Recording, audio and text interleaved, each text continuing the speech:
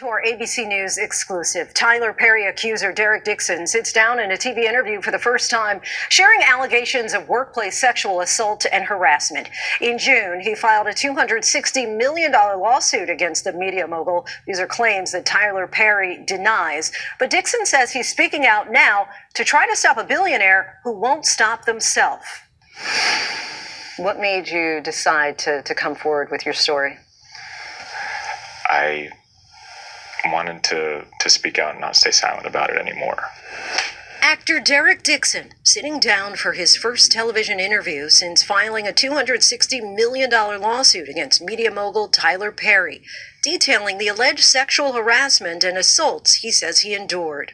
That's when you push me up against the wall and grab my ass again. Dixon starred as Dale in Tyler Perry's BET series The Oval. Why are you yelling? I'm in this too, remember? You're not in it. Did you get shot at?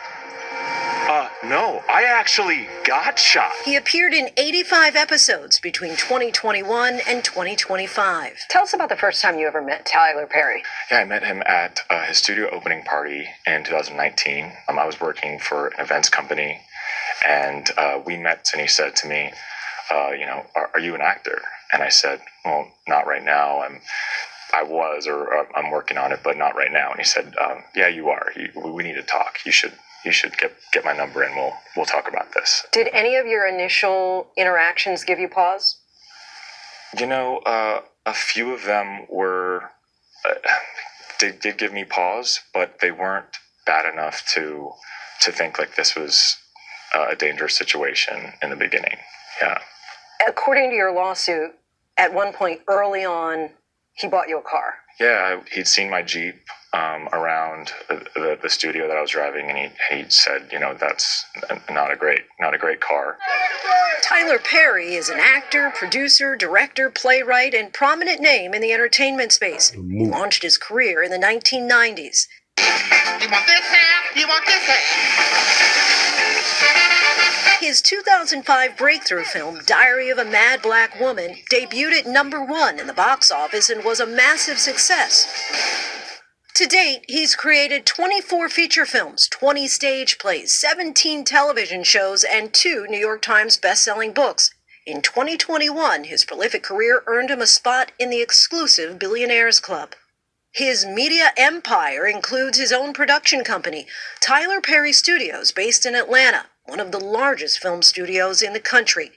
I'm not trying to do anything other than meet somebody at their humanity. As his career has flourished, he's also made a name for himself in the philanthropic space. So in early 2020, you land the role of Dale on The Oval. Was that a dream job? It was, yeah. It was. To be a series regular on a show was something I always dreamed about. The complaint includes multiple screenshots of text messages allegedly between Dixon and Perry. Picture where he's on the jet ski. Well, I said, nice picture. And he said, yeah, the water looks calm. And he said, nice picture. You don't see that stud in that picture? Rude. And I said, LOL, yes, that's a stud. And all these texts, I tried to de-escalate them and make a joke out of them. Some of the messages more sexual in nature. One of them says, what's it going to take for you to have guiltless sex? Have y'all found that in therapy yet? I would hope that you would let someone hold you and make love to you. Now, the complaint also alleges that in January of 2020, there was an escalation from the text messages to Tyler Perry's behavior becoming physical. Can you explain that first alleged incident? Yes. We were over his house. We're having some drinks in his guest house, and it was late at night, and he has a guest quarters and said that you can sleep there instead of, not driving, and his house is far from Atlanta and where I was living. And I got into bed, and then I noticed that he climbed into bed with me as well and started rubbing my leg. And I jumped up out of bed, and he said, turn around so I can look at you, and just commented on how I looked, and then he got up and left. So I thought after that instance, it was pretty clear that I was not interested in that type of a relationship. It was very, very strange. I mean, I think it's okay that people try to make a move or shoot their shot, but if they get rejected, I think that they should stop. And so I thought it would stop after that, and it didn't. At the end of the second season, Dale gets shot in the chest 4 times. Why was that especially concerning for you? What it meant to me was if I don't make him happy, I could stay dead on the show. And the complaint specifically says, and I just want to quote it, Mr. Perry made it clear to Mr. Dixon that he would kill off Mr. Dixon's character if he did not indulge Mr. Perry's sexual harassment. Was that message clear to you? For me, that was his way of showing his power over us and our careers, and that he doesn't have a problem with just killing one of us off. You're also a screenwriter and had written a TV series called Losing It. Tell us about that. He ended up wanting to read it, and I at first was like too embarrassed to even send to him, but he did, and he said he loved it and wanted to shoot the pilot for it. All right, let's go to June of 2021, another alleged incident that you outline in your lawsuit where you're again at Tyler Perry's home in Atlanta, and it ends up with you locking yourself in a bathroom. Mm-hmm.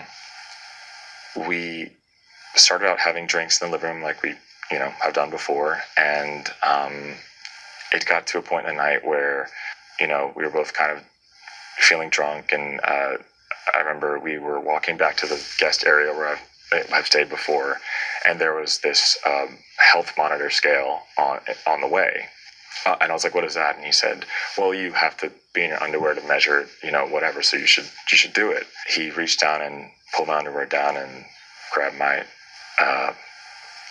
ass, and I tried to stop him and pull back my underwear up, and he kind of grabbed my arms and said, no, it's okay. Just go with it. And I said, stop. I don't want to be naked. I don't want this. And he was just like, no, I'm not going to hurt you. And just continued. And in that moment, unless someone's been through something where they have their control over their bodies taken away, you don't really understand the kind of feelings that you get in that moment. It was almost like every thought came through my head: to run, to fight, to freeze. I didn't know what to do. He says he de-escalated and distracted Perry and eventually locked himself alone in the guest house bathroom. Little pigs, let me come in. By the hair on your chinny chin chin. Then I'll huff, and I'll puff, and I'll blow your house in.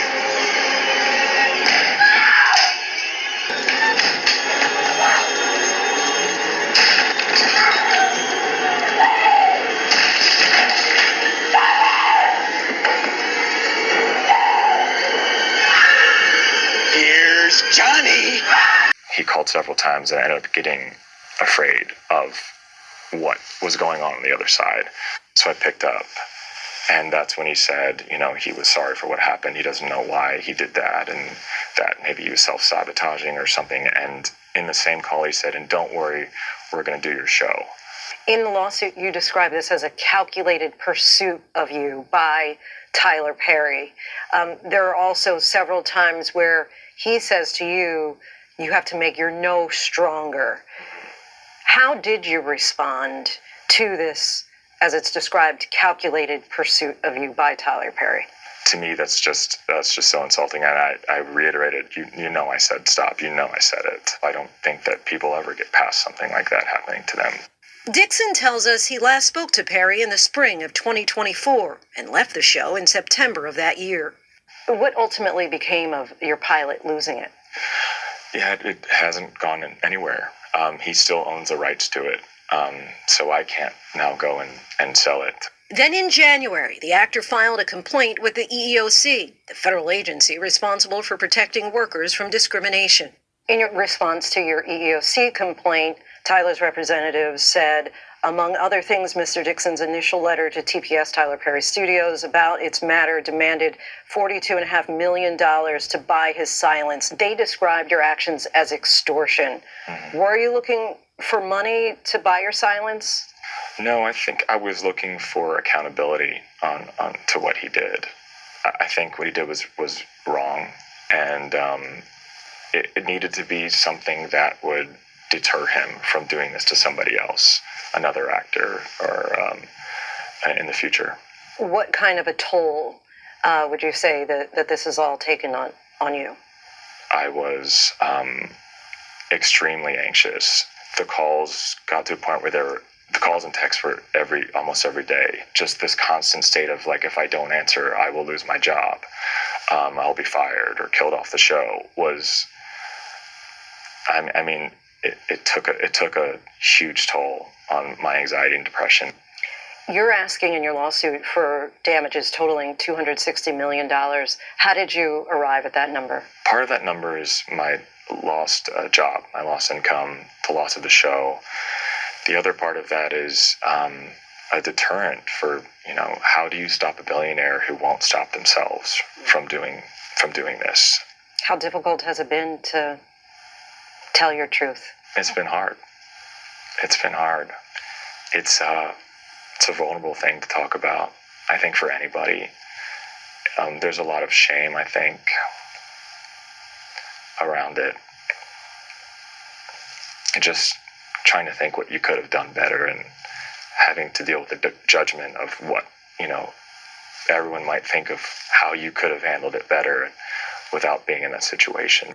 Perry has not yet responded in court filings. In a statement to ABC News, his lawyer called Dixon a, quote, individual who got close to Tyler Perry for what now appears to be nothing more than setting up a scam, and that Tyler will not be shaken down, and we are confident these fabricated claims of harassment will fail. If you were to talk to Tyler Perry right now, what would you say? I would say, I hope that you take accountability for what happened, and I hope that this has taught you not to treat your employees this way and to never use someone's dream to coerce them into a relationship that's not professional. What would justice look like for you? Justice would look like thinking that I've made a change and that something like this won't happen to another actor that works for him or another actor in the industry. That would be justice for me. Our thanks to Derek Dixon for the conversation. The biggest entertainers in the world is Tyler Perry. And Tyler Perry told a lie on me. And that lie cost me 12 years of my career. And I know that you work for that man. But as I told you before, and I'm going to say it again, until he fixes it, I will not stop. Because that's how the monster is created. We're too afraid. We're too scared. We're too fearful that you're going to take something from me. So I'm just not going to say anything. I'm saying, Tyler Perry, you will not do this to another as long as I can help it because you told a lie. Either you'll fix it in life or you'll be dealt with in death. But I'm not going nowhere. Oprah, I'm not going anywhere until y'all take accountability and fix it. What does fixing it look like to you? You see what Lee Daniels did? Mm-hmm. That man walked out on that stage publicly. See, you publicly shamed me. So now you have to publicly fix it. Tyler Perry, you cost my family millions and millions and millions of dollars. So you want a public apology and you want restitution? Yes.